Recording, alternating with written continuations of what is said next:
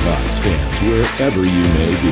Welcome back for another edition of the Seahawks Playbook Podcast. Join your host, Bill Alvstad, and co-host, sports writer and football analyst Keith Myers as we talk Seahawks football.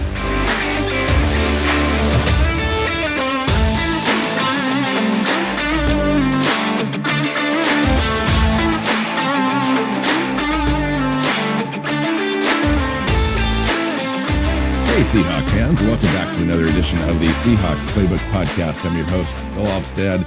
We are sans Keith Myers for this show, but we've got some special guests, Viens and Dayna O'Gorman of the Fieldgulls Podcast. They've also got other gigs going, but I'm going to let them tell you what they're up to and congratulate them on the new gig with Fieldgulls. That's a great opportunity. Perfectly cast, I think, with these two to be able to take that show into the future. Welcome in. Thanks. Always good to be with you. How are things in the desert? Things are dry mostly, and I need to put moisturizer on my skin now that I've moved from the Northwest into the desert. It's like it's always dry, but it's nice waking up every day, I think, to blue sky. You kind of take it for granted a little bit. I lived in the Pacific Northwest my entire life until a few years ago, and that low cloud cover thing, you just don't realize how oppressive that gets after a while. Then you move away from it and it's like, wow, it's kind of crazy. But I do miss the Northwest. I miss the fluctuation in weather changes and all that stuff. But it's fun here. Dayna, how are you doing? I'm doing great. I'm insanely busy this oh my gosh. Like even just yesterday, I volunteered for the U.S. women's national team here in Kansas City at their game yesterday. And then I went to a concert last night. It's like, it never ends. And it's like podcast today, tomorrow, this. It's just the season is rolling. Someone posted on Twitter. It's like, it was Trey Wingo. It's the last Sunday before never having football until February. I'm like, that makes me excited and real tired at the same time. Yeah. Well, yeah, I know. It's just scheduling this. I was like, okay, I got to fit this in, but when do I do it? We all, combined, we're doing like 12 shows a week. It's crazy. It's good though, right? It's fun, but yeah, it's a little overwhelming when you first think about it. But you know what?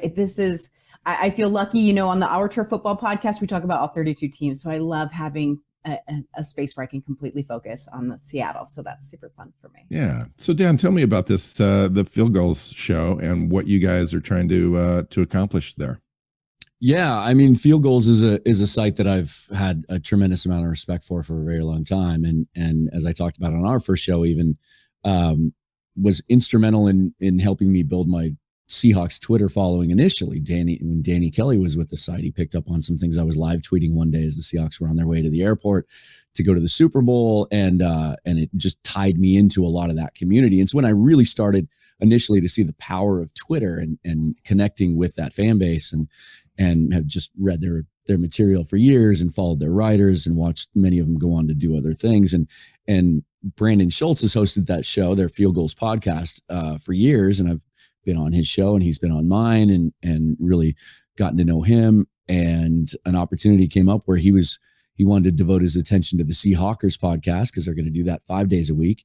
And he was just, stretching himself a little too thin. And he reached out to me and Dayna and asked if we'd be interested in taking over the mic. And I hadn't really been doing my show in earnest in a while, and was kind of looking for something fresh and something new. And like Dayna said, the chance to just focus in on nothing but Seahawks football and everything it entails, and to do so for such a recognized brand and those guys over at Fieldgulls to join that team and to work with Dayna was an opportunity I couldn't say no to.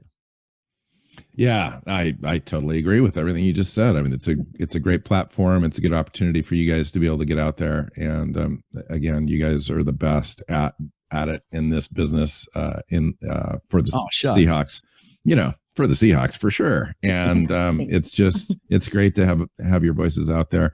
And you guys have been great friends of the show, and wanted to give you guys an opportunity to come on and kind of share that with everyone, at least folks in our audience as well, because I know we don't have a monopoly on all things Seahawks, so it's nice to spread the love for sure. Well, and the plan is we'll do at least 3 shows a week between the two of us. I'll be primarily tasked with doing game reviews on Mondays or Tuesdays if they play Monday, like they do right out of the chute. And then later in the week, previewing the following game. And when her schedule allows, Dayna will hop on and join me on those, particularly the preview one. It sounds like our schedules match up. And then she's going to take a show in midweek and steer the ship on that. So that'll be at least 3 shows. And then, of course, if there's ever any breaking news or big trades or injuries, anything that needs to be reacted to, you know how that is. We can hop on and react to that anytime. Yeah, that's great. So, what I want to do on this show is enough time, I think, has elapsed with the off season. When you take a look at the entire off season, from the moves we made on the defensive side of the coaching staff, we let Ken Norton Jr. go. We brought in Clint Hurt, who was the defensive line coach, as the new DC. A couple of fresh faces on the back end of that defense. Then we moved through the trade with Russell Wilson, and all that entailed the new acquisition of talent in free agency and the draft. And then we went through training camp and preseason games and a quarterback competition.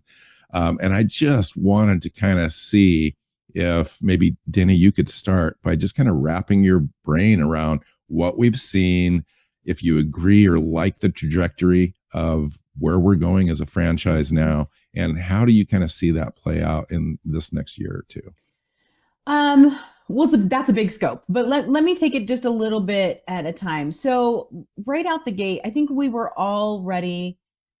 I don't know that Ken Norton wasn't a great coach or wasn't a beloved coach. He was obviously beloved by the players, but I think this whole offseason just screamed change. They needed to do something different. This team could not keep being stuck in the middle of everything without being able to jump up any higher beyond the first round of the playoffs, or just being stuck right under it. It was a lot of the same for a lot of years. And I really feel like a good chunk of the fan base was ready for something different. So Ken Norton was that first axe to fall. A lot of people were really happy about it. They just wanted to kind of see something a little different out of the defense.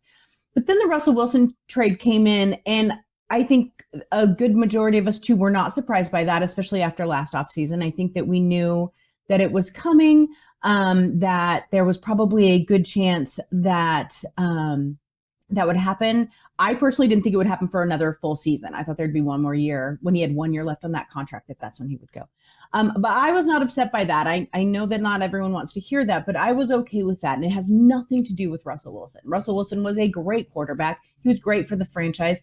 And I think, as cheesy as he is, I really like him as a person. I think that he's really, got a good heart.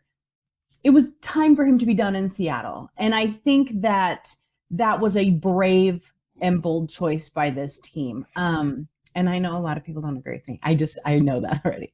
But then when you get past that, you look at the compensation they got, which I think was fantastic. And even it's looking even better as these top couple picks went through the preseason. I'm obsessed with Cross and Abe Lucas. I just think that they are fantastic. So that right there gives me a lot of excitement going forward. This season alone is not going to be magnificent, people. This is not what this is about. And I keep saying this, people are really sick of me saying it, but I'm going to say it again. 22 is all about 23. This season is all about next year and getting those pieces set and settled so that then they can go find their rookie quarterback. Now, are rookie quarterbacks ever a guarantee? No, we see that every single year. But I think there's just a better chance of this team fully rebuilding, because that is, in my opinion, what is going on. Rebuilding and being able to go forward under a rookie quarterback contract. So I just think that is that's exciting for me. I haven't had a lot of excitement around this team in probably 3 to 5 years, right? I feel like it was a lot of the same. So I'm excited to see what is new. I'm excited about the new coaching changes. I really like what I've seen from Coach Hurt already. He is old school, tough defense, and I love that. And so, yeah, I have a pretty rosy outlook. I just know it's going to take a couple of years. Yeah, Dayna, you made some great points, especially as it related to Russell Wilson and moving on, and the difficulty that brings, and the decision making that went into that. It's very complex, and a lot of fans kind of want to look at that and lay some blame there and so forth and so on. I don't know if that's the right way to look at it. I think it's done. Let's go forward now. And as time goes on and you see the complexities and the layers of contracts and so forth that, Russell Wilson just signed, you look at the compensation that we could get for him at the pinnacle of his career and so forth. And it does make a lot of sense. Dan, what is your, I know that we're all in kind of the same boat when it comes to the feelings of the franchise, the moves that they've made in the offseason, the direction and so forth. But what do you see as standing out as something that you're really excited about moving forward? That A, I love a good rebuild. And B, I think secretly, maybe not so secretly, because sometimes you can parse his words. I think Pete Carroll does too. And we talked on our show the other day about how he may be at his best in building. And the last few years, we all agreed, it felt like we were just hanging on to something that didn't feel, it certainly didn't feel like a legitimate contender every year, but you could talk yourself into it after they made a couple of patchwork moves each offseason. And that's really all they could do. Lack of draft capital, some of the trades they made, Jamal Adams, things like that. It was like definitely win now. They were trying to find that lightning in a bottle each year and just patch things together around Russell Wilson. And then what happened the previous offseason, you knew that was a deteriorating relationship. And so it felt like, the time was going to come eventually. And after what happened last year happened, you win 7 games, Russell's hurt, things start to kind of fray around the edges. It just felt like a fresh start was needed for both sides. And now we know that there's some time and it's happened, and we can see Russell signing the new deal in Denver, that he can try to deny that it was his idea, that he wanted out. It's clear now. And I think it's clear that the organization was ready for a fresh start and that they would have been open to keeping him if the circumstances were just right. But under the circumstances as they were, it was time to move on. And I'll say this, to use a baseball analogy, I feel like what they've accomplished this offseason is, when you look at what the Mariners did in 2018, when they decided to rebuild, they did it at exactly the right time, and they maximized the assets they had on the roster at that time to jumpstart that rebuild and bring in some young players. I think to this point, so far, I believe the Seahawks have masterfully done the same thing. Leverage Russell Wilson for as much as they could get, although I just read recently, and I'd never heard this in a piece that Mike Salk did here in Seattle a couple of days ago, that apparently Philadelphia had a better offer that Russ just wouldn't waive his no trade clause to make happen. That would have been interesting, because you have to assume it would involve Jalen Hurts. Yeah. But I feel like the moves they've made since they traded him, and how they've used that capital, and how they approach the draft, and how they approach the offseason and added young talent to this roster, has been masterful. I think they've nailed every stroke. Doesn't mean it's going to work. Doesn't mean they are going to be in any better shape 2 years from now than they are now. It all, as Dayna says, there's another year and another draft, and one that includes the quarterback that needs to happen, and they need to nail that. But in some ways, I'm looking forward to this season as much as I have in maybe the last 3-4 years, because I want to see what a young, dynamic roster can do on both sides of the ball and watch them grow. It reminds me very much, and I'm not the first one to make this point, it reminds me of 2011. And instead of Tavares Jackson, it's Geno Smith, and they built that young roster up and got it to a point that it was a healthy situation to then put a young quarterback in and move from there. So I think that's where they're at, and I can't wait to see what it looks like on the field. There's a particular strategy I wanted to bounce off of you guys with regards to the draft. They doubled up on different positions, as you guys know. But specifically, Andy Dickerson took over for Mike Solari at that offensive line. We drafted Charles Cross. We doubled up and went and got Abe Lucas later on. And then we did the same thing with the cornerback room. We got Colby Bryant and then Tariq Woolen. And we thought Tariq Woolen was going to be a little bit more of a project. At least that's what we were all told. And we assumed, coming from a smaller college and the lack of experience playing and so forth, turns out he's kind of ready to go out of the gate, which is so exciting. But talk about those 4 players and the impact, specifically, I think, on the offensive line. I want to ask you, Dayna, what do you think the impact is long-term there with the offensive line, with having 2 starters out of the same draft at tackle for an NFL team? It just seems crazy to me. Well, think about, you could have 10-year careers easily out of both of these guys, right? And if they are playing this well straight out the gate, we know what a jump year 2 and year 3 is for the line. I mean, that could be insane. And that I think back to like remember for years we were like, oh, the Dallas Cowboys offensive line. It was the best offensive line in football, and it was fantastic. I get this feel. And that's kind of where they're headed. That could just, I mean, it's been 3 preseason games. So we get it. Right? Keith said the same exact thing on our last show. Yeah. Yeah. It just feels like, whereas in 2011, they focused so much on the defense and they were working so much on that. And they worked on the line too. We have to remember that line, oh my gosh, all those names so long ago.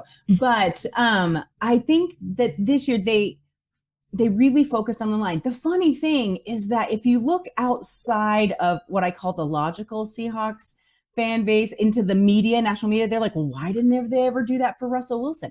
All Russell Wilson ever wanted was an offensive line. They did to as much as they could. We have to remember that this level of players weren't available necessarily at the bottom of the first round where Seattle sat so many times, or in the second round, because they had either traded back or they just didn't have a pick in the first round. And so this was really their first opportunity to jump on those elite level offensive line players. I think it could be game changing, especially if you're bringing in a rookie next year, because think about it. Like I mentioned, that jump from year 1 to year 2, though, Cross and Lucas will be in year 2. They make a huge jump and you bring in a rookie. That's going to be so helpful to that guy, to whoever it is ends up in Seattle as a quarterback. Sure. And let him learn at a pace. I think it's going to be fantastic. The cornerbacks, I love because I love defense, but I love because they were like, well, they both look pretty good. Let's see which one pops. And I love that. I think that they can't hurt, right? And if they both look great, look at the depth you have. And so I loved this draft. I loved the way they put it together. It's even more exciting to me for next year, for the draft they get there, plus now the cap space that they will have. Yeah. You have to remember, after Russell Wilson's first year, that second year, they brought in Michael Bennett and Cliff Averill. They went and found 2 fantastic vets. At the time, their contracts were like $5 million. Oh my God, it was ridiculous. And they signed them on like the same day, right? It was crazy. Yeah. And so that makes me excited, thinking they're going to have 2 high-level drafts. And high level, I mean by number, up high in those good players, and then have all that money now to be able to go look at some of these vets. It's going to be great. Yeah, I feel like you talk about doubling up at those positions. They've tried that in the past. There was a year they drafted 3 safeties, but it's always felt like they've been playing catch up the last 4 or 5 years, like the pass rusher thing. Ever since they traded for Jadeveon Clowney, it just feels like they might get that one guy that they think is going to make a difference, Carlos Dunlap, but they haven't been able to stack up 2, 3, 4 guys to really build a dynamic pass rush. Same with the offensive line. They go out and get Dwayne Brown, and then it just felt like they were always playing catch up. They were trying. They never really, A, devoted enough resources to those positions, and B, they just didn't pick the right players, because there was a 3-year period there where offensive line, as much as people would accuse the Seahawks of not paying enough attention to it, where they spent more draft capital on the offensive line than any team in football. They just didn't pick the right players. And by all accounts, as Dayna said, they've just nailed. Charles Cross can clearly play. From day one, he looked like a starting left tackle in the NFL. He's going to struggle. He had the second preseason game against the Bears where he had a lot of procedure penalties, but he never looked overmatched. And granted, you're not facing TJ Watt. Those guys aren't playing. But I don't think anyone who watched Charles Cross play this preseason, including guys that know a lot more about offensive line play than I do, have no questions that he can hold his own. And Abe Lucas was out there just burying guys into the turf. And all the questions both of them had about run blocking, because they came from pass-centric offenses in college, those don't look like concerns now at all for either of them. And so I love the look of Abe Lucas because he took that job. Like Cross, we knew he was kind of handed the job. Somebody needed to come and take it from him. Abe Lucas needed to beat out Curhan for that spot and took it relatively quickly, so that he had a good 3 weeks of camp as the number one guy taking all those reps. And Curhan, I thought that was a great move. It wasn't like he lost the job. Exactly. Abe got it. Exactly. Yeah. So let me ask you this. Conversely, it seems like we're building a pretty solid roster all around, but tell me, Dan, what is the one spot on this roster that you're most concerned about heading into the 2022 season? I'm not even going to talk quarterback because I think that's the obvious. It's not even an elephant in the room. I mean, that's the obvious one, right? But I'm not concerned about the quarterback position because the quarterback that's going to lead this team to their next phase of winning is not on the roster currently.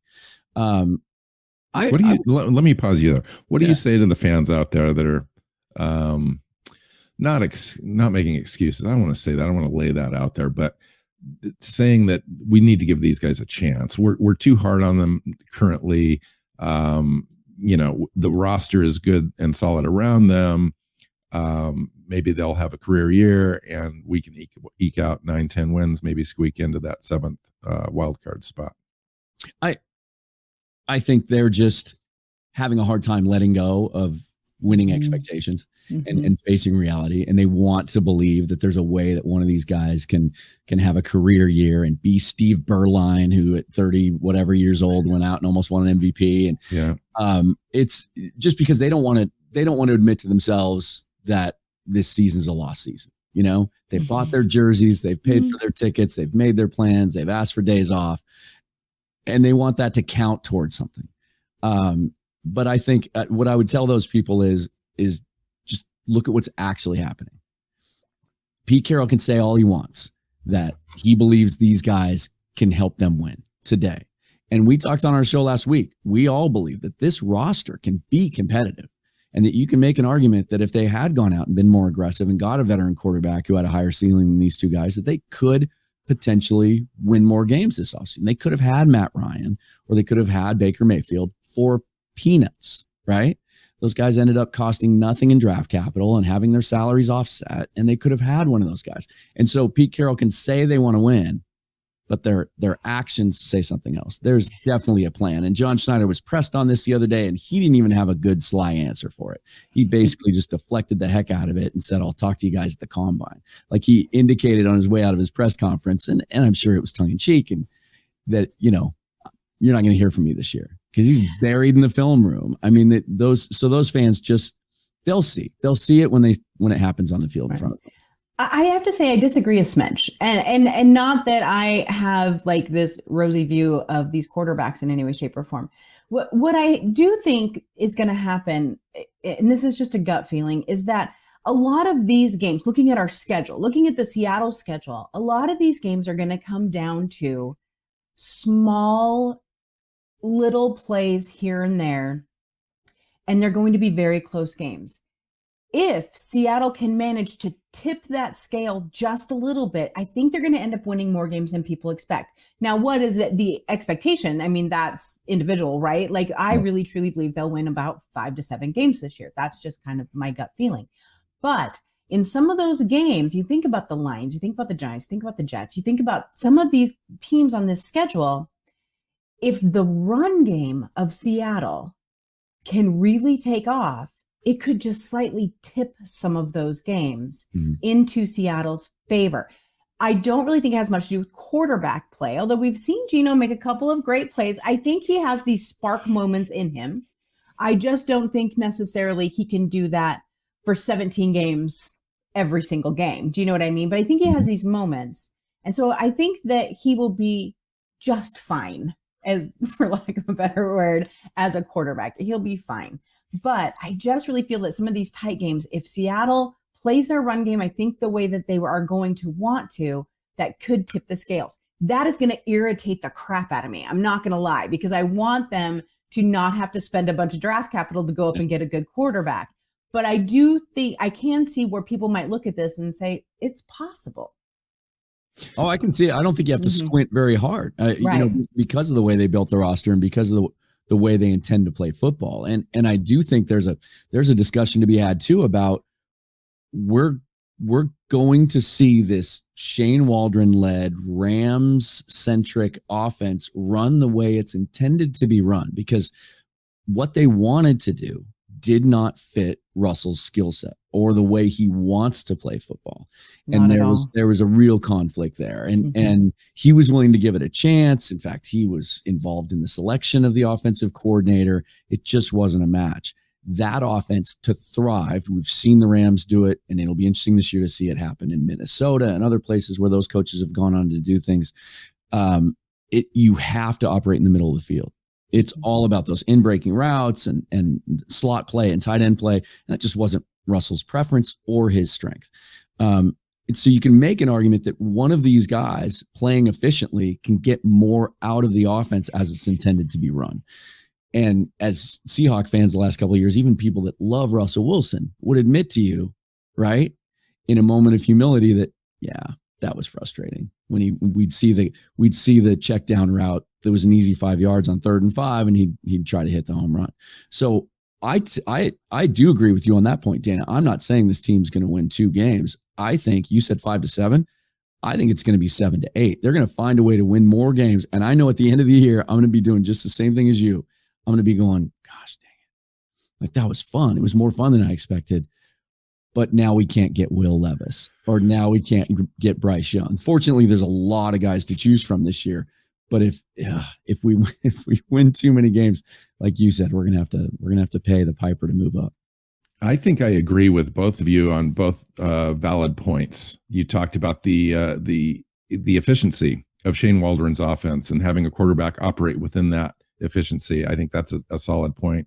Dayna, you had mentioned being in close games and having some of the other position groups being important, especially the defense and the running game. If the defense, plays better than expected, which I do expect, and then the offense, the running game comes into play, you're only asking your quarterback to be kind of that point guard that Pete Carroll really likes. And you could see the team maybe win up to 7 to 9 games, I think. My issue is primarily does rest in the quarterback spot, because at the end of close games, as you very well know, Russell Wilson has come in and been the difference maker in a lot of those games for the Seahawks in the last 5 to 7 years. And we've won games. You could say that Russell Wilson had a floor of 9 wins in this, with the exception of last year, but he got hurt with this team. And I'm not sure you can say that with either one of these quarterbacks, that they're going to be able to go out and win games for you at the, it's we're down 3 points. You want to get a touchdown. You've got 2 minutes to go. You're going to put the ball in Geno's hands. Are you going to depend or count on Geno to make the plays in order for your team to consistently go out and get games for you? I don't know that I can say yes. And so I do think that then lowers my ceiling on this team down to probably 7 wins. After watching the preseason, I was very optimistic. I was kind of the holdout when Keith and I would record, and Keith was pretty down on these quarterbacks, and I was kind of trying to lift these things up, point out the same points that you guys had just made, and to try to find a way for this team to kind of avoid what you talked about, Dayna, is going out and having to draft a quarterback early next year, and maybe have that draft capital to continue to add to the solid roster around the quarterback position would be ideal. But I just don't know that that's in the cards. It's hard for me to kind of get over that thing where can Geno or Drew go get games for you, and I'm just not sure that they can. And Geno had 2 shots at that last year. The Saints game is one that stands out, and was it the Rams also, where he had a chance for a game-winning drive at the end, had the ball in his hands, and all we needed was one drive, and he failed both times. And that I think you make a great point. The difference between potentially now, if we're going to be in the competitive games. It's going to be competitive, absolutely. And we're going to be in a lot of one-run games, and so losing one-run games or one-score games, I should say, is going to be very frustrating. But at the same time, doesn't let you lose hope on the rest of the roster. Right. So I think as long as Pete Carroll keeps the roster, the veteran players hold together, even if we lose more games, maybe we only win 4 or 5 games. I think that's going to put us in position to take care of business next year's draft, while still having a roster that you can point to the future on. Without question. If I had a concern, back to your original question, I still think that I would like to see them do something with linebacker. I still think that they need to add something to the linebacker. I just don't have a lot of confidence there. I could be very much wrong. And in this new defensive system, maybe it will work great. I'm not sure. I think that there is some talent there. I call it the Bobby Wagner hangover. Like, I'm just a little worried that we don't have that presence there. But it's a new scheme. And so I guess we'll have to kind of wait and see. I just feel like Seattle has a couple more moves up their sleeve here, probably in the first 3 weeks of the season after those guaranteed vet contracts go away. And I'm really hoping that one of them is a linebacker position. Yeah, I was shocked that during the whole waiver wire dance and cutting down to 53 and picking up veterans and being 10th in the waiver process and having a shot at some guys, and that they didn't address linebacker at all, especially inside linebacker. I think we all agree there's some guys that can play on the outside, and those guys are easier to find. Some of the young guys they brought back to the practice squad, like Viens Jones, I think we really like. He's more of an outside guy. If Cody Barton or Jordan Brooks goes down, Nick Bellore is playing linebacker for you, and he's a fullback. Like, there has to be a move there. My eyebrows went way up when Blake Martinez became a free agent the other day, and I don't know that he'd be ready, or a guy like that, to accept a position this early in the season where he knows he's not going to be a day one starter. But man, the idea of both those guys playing 16 games in 17 games, in modern day NFL is pretty unrealistic. So you have to think something is coming there, or at the very least that their eyes are open and they're looking for maybe some other veteran cuts. I don't know, because that really concerns me. We didn't see Jordan Brooks in the preseason, and he was nicked up a little bit. Some of that was just preservation, but what if?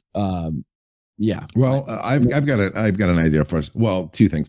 When Roquan Smith asked for a trade earlier in the offseason, I was like, we could go for Roquan Smith, and that would be amazing. I mean, we'd be investing in the wrong position group, I think, as far as being 2 premier all-pro type players, that might get pretty expensive. But man, can you imagine Jordan Brooks and Smith being paired together in the middle of that defense? Woo! But here's my idea on Brooks and Barton that I think that the team might be leaning towards, as far as at least initially or this year, is to have Nuasu slide over and play a little bit of middle linebacker if something should happen to Barton or Brooks, because they're not going to ask Bellore to do that. They do trust Bellore, but he's not a playmaker. He's not. And so I think Nuasu would slide over. You'd then slide Alton Robinson, more into a larger rotation type role. That would be my initial fix. Now, that isn't a long-term fix, but I think the team maybe is kind of looking at it that way. And then you've got guys like Viens Jones, Tanner Muse, and Donker, and the other kid, Onu Juagu, I think is how you pronounce it. He's a big kid as well. So it'll be interesting to see how they solve that problem. I agree with you. There's no long-term fix currently on the roster, and it seems like that would be something to solve next year, but it is a concern this year. So how about wide receiver? I want to talk to you a little bit about wide receiver, only because it looked going into training camp that we were stacked. Freddie Swain was going to come back. He was going to elevate his game from last year. Had a pretty decent showing last year as kind of that third, fourth wide receiver. If he elevated his game a little bit, added some looks and receptions, some touchdowns there, and then Eskridge came along, and they could have 4 legit wide receivers. Now they're depending on a guy in Goodwin to come in and start in the third wide receiver role that didn't play a lick of any preseason ball. He kind of got that position by default. Penny Hart's back. Derek Young, who looks promising but is still just a rookie, and I'm just a little concerned about that. I wanted to get your feedback, Dayna. I really would have liked for them to add another wide receiver. I'm not going to lie. I think that it would have been good. At the same time, after watching Young play, I was pretty impressed. And I wanted to really have them give him lots of time, and they did seem to in the preseason. I'm beginning to think they really like what they see out of him. I have absolutely no faith in D. Eskridge, and it's not his fault. This is not a slam against him personally. It's the fact that we cannot get him on the field. And I've seen a lot of people say, oh, he wants to feel 100% before he comes back, and you never feel 100% in football. If that's true, that is going to be a huge problem. It's going to continue to be a problem. If it's not true, then we need to leave the poor kid alone. But I'm interested in my theory, again, going back to our last question, is how dependent are they going to be on this run game that they don't feel like they need this huge depth in wide receiver? Because let's be honest, DK seems very durable. He's not had really any injury issues. Tyler has had off and on, but he looks good now. And so I'm wondering if they think they can kind of piecemeal the rest of that together this year, which is heartbreaking because we saw how many great wide receivers were in the draft this year, but that just wasn't their area of focus, which I'm grateful for the people that they got. But I get a feeling that sometimes that somehow this balance goes along with that run game that they did bulk up on and are expecting to get a lot of field time out of them, that maybe it'll be a little easier on the wide receivers. But I would not be heartbroken if they ended up bringing someone else in. Talk to me a little bit, Dan, about your feelings on the tight end group and our continued expectation and promise of utilizing this group more. And then they went through the entire preseason and really didn't show up, at least on the stat sheet. Now, some of that can be attributed to not having good third down completion percentage and so forth. But talk to me about your feelings on that. And then come circle back around on Dayna's idea of having a really solid running back room when we've got players like Rashad Penny, who's been consistently injured over his career, and then Ken Walker might not be ready to start the regular season. I was going to go to the tight end room next. I mean, that's where I was going to transition with the wide receiver idea, because I do think that, how we're going to judge that wide receiver group, first of all, falls largely on Eskridge's shoulders. If he shows he can make plays and stay healthy and justify that draft spot, taking him in the second round last year ahead of other position groups that we needed and good players that were taken after him, Creed Humphrey. That's what we're going to judge that group on, right? Top two spots are set in stone, but it's a fun group. I like that they kept Young, gives him a bigger target. It'd be fun to watch him develop potentially. And I think there's some stuff going on the practice squad. I think they still want to see if Arcega-Whiteside could become a possession receiver, a guy that can help them in the red zone. But in this offense, again, the way Shane Waldron wants to play it, there's going to be a lot of 2 tight end sets. You're going to see 3 tight ends on the field. I think they're going to use Colby Parkinson as a big slot sometimes in that role that they use Cooper Kupp in with the Rams. We saw little flashes of that in the preseason that I think you can almost count him as one of the wide receiver group. And so it's such a varied group, and it's such again, I'll use the word fun, where you've got Will Dissly, who's the workhorse, and the guy that, coming out in the draft the year that they took him was the best blocking tight end in that draft. We've seen that he can be really effective as an extra offensive lineman, but can also help in the pass game. Noah Fant is kind of the antithesis of Will Dissly. He's the athletic freak and the guy that can stretch the field and run the seam route, and get in, fun one-on-one matchups with slot corners and things like that. And then Colby Parkinson rolls in there with his long hair and his 6'7" and his long arms, and, didn't drop a single ball at Stanford, and, presents that really enticing red zone target. That's a tough group to cover. And then you add DK and Tyler and what some of the other guys might be able to help with. I think you have to take those 2 groups into account together, because Noah Fant is another guy. We're going to see him split out wide sometimes. At least we did in Denver. Talk to me a little bit about the way that Shane Waldron wants to operate the offense, and these 2 quarterbacks operating within the offense, as opposed to, things were kind of ad hoc in these at least last year with I think Wilson. I think we're going to see things built in the offense to make it easier on the quarterback. And there were times, and whether this was Russell's choices or it was by design and play call, what we tended to see when Russell was here was not a lot of hot routes, a lot more deep vertical routes. He wanted to take shots. And I think they're going to build little safety nets into this offense to try to make it easier on Geno or Drew if he ever gets a shot. So you're going to see a lot of use of the tight end, I think, in some of those big targets and some creativity with those guys and using a lot of motion and using backs out of the backfield and all of that. It's going to be fun to watch. I remember last year when we watched the opener against the Colts and we kind of saw that offense in all its glory. I mean, they used all parts of the field.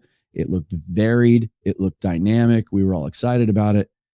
And then starting week 2 and over the course of the rest of the season, it was like they pared the playbook down week by week. We just kind of saw the same things every week. Last 2 weeks of the season when Russell was fully healthy and that finger was feeling better, I kind of thought we had turned a corner and it seemed like Russell was willing to use more of the field and maybe we were starting to see how that offense was intended to be run. Now we'll never know if that would have continued into this season. So it's, to me, it's it helps of the year. It's I want to see how that offense operates. It helps when Penny's tearing off 20-yard chunks in the last couple of games too. And I think they're counting on that. And well, they're counting on that, but not necessarily from Penny. They 100% took Kenneth Walker as high as they did in the draft, not just for 2-3 years from now, but to hedge in case Penny doesn't have a healthy season. But it's funny to me, although I understand it, how people seem to be sleeping on Rashad Penny. And maybe it was because he was nicked up a little bit early in camp. And so there's a little bit of that, here we go again, right? It's hard not to. Let's be honest. He was dominant those last 5-6 weeks. He was the best running back in football by all accounts, by all metrics, even better than Jonathan Taylor over those 5 weeks. That wasn't a fluke. And it was happening against some good defensive fronts. If that dude can stay healthy, he's going to make himself some money this season. Dayna, did you want to add anything since you've kind of been hyping this group I just up a little agree. bit?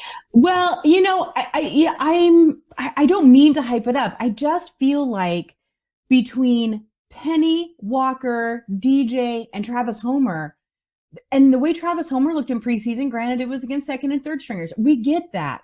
But I think there's going to be so much movement within there. We did a prediction show over at Real Hawk Talk, and I have Kenneth Walker being the third highest receiver on our team because I really feel like that's how they're going to use some of these running backs that way.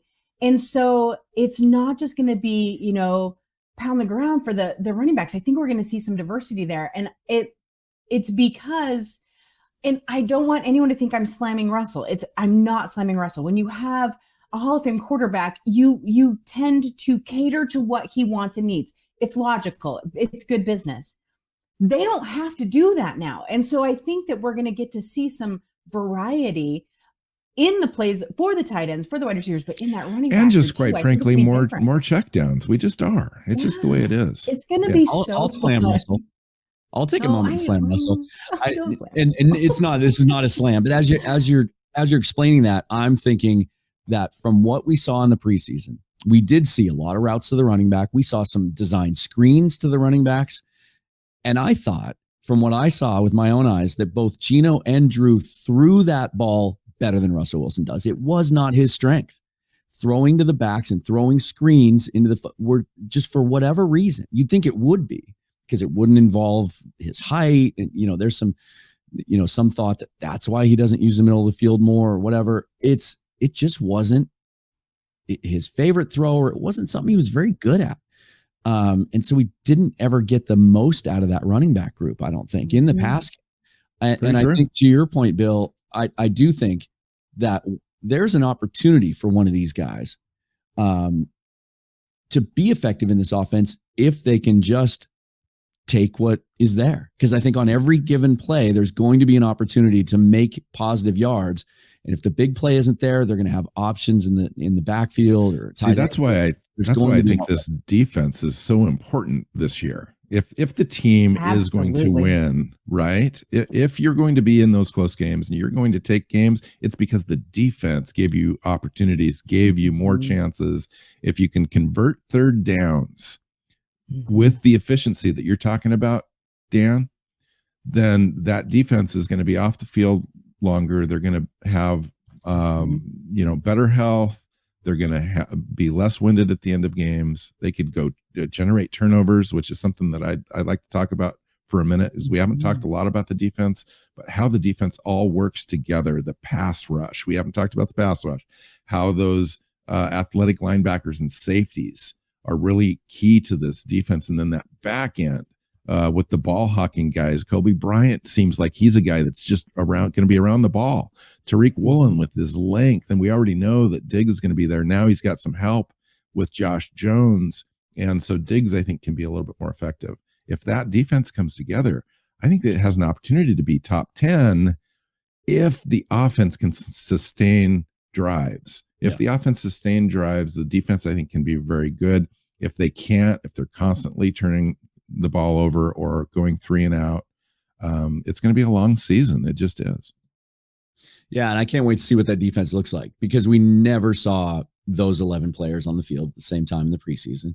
We know we didn't see the playbook being opened wide open. I think the reason we haven't talked about the pass rush is, for the first time in 5 years, I don't have any concerns about it, because they've built layers of depth now and some real dynamic athletes on the edge, and added some guys in the middle like a Shelby Harris that can penetrate from the inside as well. And I think that's going to be a lot of fun. And I'm glad you mentioned Josh Jones. I was just reading this week that they're so high on him that there's a chance we see him early and often in the season in kind of that big nickel package where they have 3 safeties on the field, which really frees up Jamal Adams to kind of do what he did his first year with us and what he did with the Jets, and that's move around, be that hybrid, get back to coming off the edge a little more often, not have to be relied on the back end as much. I think the things that we're hearing about from players themselves about how you're never going to know where we're coming from, we're not going to like give anything away. We haven't disguised anything for 5 years. And Pete Carroll has worn that like a badge of honor. It's true. This is what we play. We're just going to play it well. And I think it speaks to what you started this show talking about, and that is change, right? I think we've seen Pete Carroll more than any time since the Super Bowl, I think, be willing to be open to change. He said at a press conference early this offseason that, like, look, we got a little too, what was the word he used? It wasn't conceited, cocky, it was arrogant. I think it was arrogant. He said, we got too arrogant about what we were doing and the things we were running. And it was time to look in the mirror and ask ourselves if we needed to change. It sounds very much like what he did back when he was fired in New England, took a year off, had to reevaluate what he was doing as a coach. If you've read his book, he talks at length about, I had to change. I think we're seeing that this offseason, and we're going to see it in the defense more than anything else. And man, I think the talent is there, I think, to build that thing up again. I'm not going to say to the level it was 10 years ago, because we're talking about Hall of Famers on that group. But you say top 10, I think that's the floor of what I see this group being capable of if it works.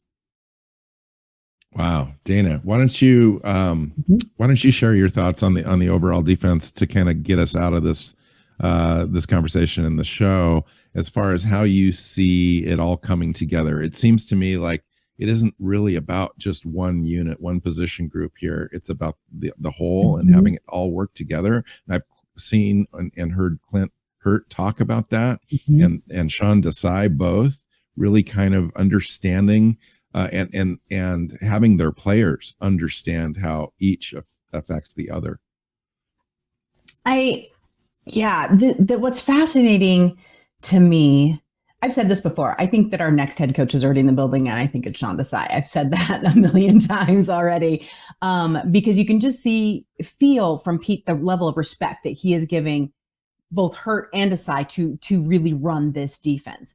It's interesting to me that Jamal Adams gets so much hate from this fan group, because I have always felt bad for him. Yes, he's been injured, but also because he's not used where he's best. He hasn't been able to, because he's had to be quite honest, babysit some of the other positions back there that maybe weren't as strong. Not Quandre Diggs. I will say that because I love Quandre Diggs. But I think that Dan is absolutely right that he's going to actually be able to be used to his strengths this year. And I think that is going to make a huge impact. Plus, I really like Jones and Burns on the corners. I like the way that they play. I think that, this team fans got pretty spoiled with the LOB. And I think part of Pete's arrogance was it ran perfect the way we always did it with those guys. So let's try and recreate that now, knowing that that's impossible when you have a historic level defense. You can never recreate that. So I think that back end is going to feel and look different. And I think that that's going to be really fun to watch. When it comes down to the pass rush, I do like the pass rush. Like I said before, I still have some concerns about linebacker, and I think that we talked about that. But I just feel like this is not going to feel like Seattle defense. It's not going to be what we've seen forever. I think we're going to see some mixing. I think we're going to see a little more trust there. And I was worried when they got rid of Bobby Wagner. I was worried. I'm like, okay, who's going to take up this mantle and be the leader of this group?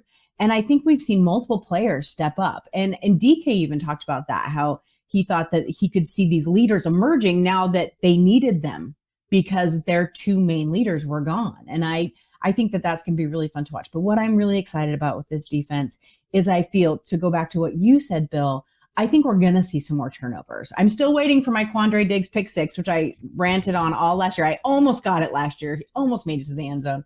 But I think do you mean via more aggression? I do, and scheme, not being so set all the time. I do, but I think that they are going to let these guys become the ball hawks that they want without being so timid. The defense almost felt timid sometimes last year. Yes. Yeah. And so I really feel like they're going to be like, go swarm, do what you got to do. And it might take a few games, even maybe half a season, to work it out. We have to give them some time. This is all brand new, but I think it's going to feel a lot more fun and exciting for the fans, and probably a lot more productive. Do you have a most underrated addition to this defense this year? Like rookie or just overall? Well, like maybe like a Quentin Jefferson. Is he going to be the difference? Is he going to create enough pressure, from his spot, or is it Miles Adams making the team and, or Josh healthy, Jones emerging? I would put in a vote for Artie Burns. I mean, if he's healthy, I think he's the starter at right corner, and he was over Tariq Woolen. I think so. I think he was a guy that when he was signed was. People thought it was kind of an afterthought, former first round pick. That's very true. He's flamed out at 2 locations, and people might have thought he was older than he was, and why has he failed? And he came in from day one of training camp and looked like one of the 2 best corners on this roster, and then he got nicked up. I think that's a guy, he has experience playing for Sean Desai last year in Chicago, and he just looked like the guy from day one. And so if he's ready to roll, I think he could be a guy that holds that spot down, and they'll find opportunities for Woolen. But I don't think Woolen plays ahead of him if Burns is healthy. And to your point, as much as we were spoiled by the Legion of Boom, we were also damaged by watching guys like Kerry Williams and Trey Flowers. And some of this wasn't their fault. Played a lot of soft coverage in those days. These guys that are on the roster too, we've seen it from all of them. They're just stickier, right? It's a good word. They are around the ball more. And so they're more willing to make plays. I think they have better ball skills. They have better ball awareness. I think one of the surprises at camp is that Kobe Bryant might be a slot corner.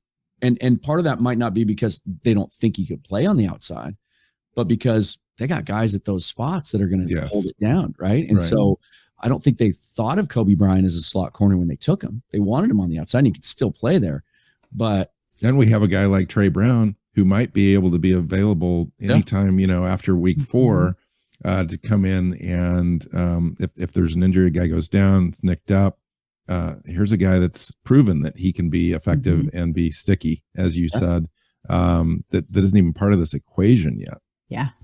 And when you look at the teams in our division and you just look at what's happening in the NFL now, and maybe this speaks to what, our concerns about middle linebacker or inside linebacker, is they might just be in nickel a lot.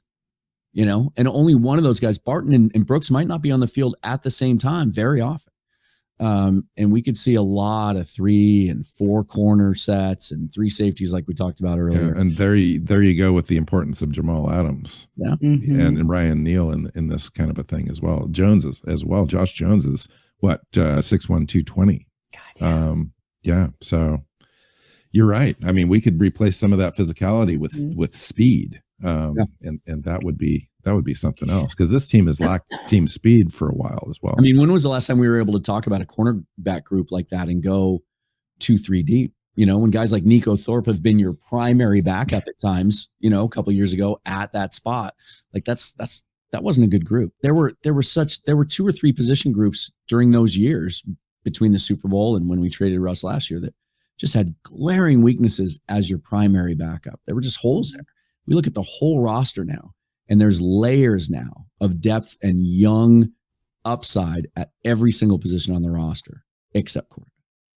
I want to say one thing though, and I think that this is really important. Yes, obviously in this podcast, we are excited and we're looking forward to the future.